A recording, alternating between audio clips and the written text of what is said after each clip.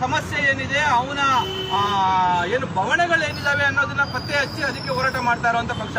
ಇಂತಹ ಸಂದರ್ಭದಲ್ಲಿ ರಾಜ್ಯದಲ್ಲಿ ಇವತ್ತು ಕರ್ನಾಟಕ ರಾಷ್ಟ್ರ ಸಮಿತಿ ಪಕ್ಷ ದಿನದಿಂದ ದಿನಕ್ಕೆ ಬೆಳೀತಾ ಇರುವಂತಹ ಸಂದರ್ಭದಲ್ಲಿ ಯಾವ ರೀತಿಯಾದ ಅಡೆತಡೆಗಳನ್ನ, ಅಡ್ಡಿಗಳನ್ನ, ನಮ್ಮನ್ನ ಮಠ ಹಾಕ್ಬೇಕು, ನಮ್ಮನ್ನ ಕೊನೆಗಾಣಿಸ್ಬೇಕು ಅಂತ ಹೇಳಿ ಯಾವ ಮಟ್ಟದ ದೊಡ್ಡ ಪಿತೂರಿ ಇವತ್ತು ರಾಜ್ಯದಲ್ಲಿ ನಡೀತಾ ಇದೆ ಅನ್ನೋದನ್ನ ಪೊಲೀಸರ ಮುಖಾಂತರ, ಅದು ಕೂಡ ಪೊಲೀಸರ ಮುಖಾಂತರ ಇವತ್ತು ಯಾವ ರೀತಿಯಾದಂತಹ ಒಂದು ದೌರ್ಜನ್ಯ ದಬ್ಬಾಳಿಕೆಯನ್ನ ಇವತ್ತು ಆಳುವ ಸರ್ಕಾರಗಳು KRS ಪಕ್ಷದ ಮೇಲೆ ಮಾಡ್ತಾ ಇದ್ದಾವೆ ಅನ್ನೋದನ್ನ ರಾಜ್ಯದ ಜನರು ನೀವೆಲ್ಲ ನೋಡ್ತಾ ಇದ್ದೀರಿ.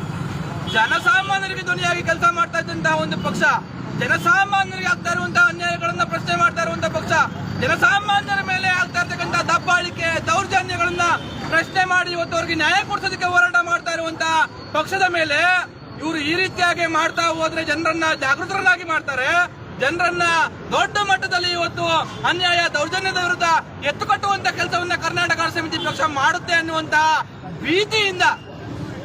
ಭೀತಿಯಿಂದ ಇವತ್ತು ರಾಜ್ಯ ಸರ್ಕಾರ ಪೊಲೀಸರ ಮುಖಾಂತರ ನಮ್ಮ ಕೆಲಸಗಳನ್ನ, ಹೋರಾಟಗಳನ್ನ ಮಟ್ಟ ಹಾಕುವಂತಹ ಕೆಲಸಕ್ಕೆ ಇವತ್ತು ಕೈ ಹಾಕಿದೆ. ಇದನ್ನ ರಾಜ್ಯ ಜನ ಗಮನಿಸಬೇಕು. ಆ ನಿಟ್ಟಿನಲ್ಲಿ ನಾವ್ಯಾರು ಒಬ್ಬಂಟಿಗರಾಗಿ ಬಂದು ಹೋರಾಟ ಮಾಡೋದಕ್ಕೆ ಬಂದಿಲ್ಲ. ನಾವು ಒಬ್ಬಂಟಿಗರಾಗಿ ಉಳಿದು ಹೋರಾಟ ಮಾಡಬೇಕು ಅನ್ನೋದು ನಮ್ಗಿಲ್ಲ. ನಾವು ಇವತ್ತು ರಾಜ್ಯದ ಜನರನ್ನ ಸೇರಿಸ್ಕೋಬೇಕು, ರಾಜ್ಯದ ಎಲ್ಲ ಜನರನ್ನ ಒಳಗೊಂಡು ಒಗ್ಗಟ್ಟಾಗಿ ಹೋರಾಟ ಮಾಡಬೇಕು. ನಾವು ಎದುರುಗೊಳ್ತಾ ಇರತಕ್ಕಂತ ದುಷ್ಟರ ಶಕ್ತಿ ಎಷ್ಟು ಅನ್ನೋದು ನಮ್ಗೆ ಅರಿವಿದೆ. ಅವರು ಯಾವ ತರಹದ ನೀಚ ಕೆಲಸಕ್ಕಾದ್ರೂ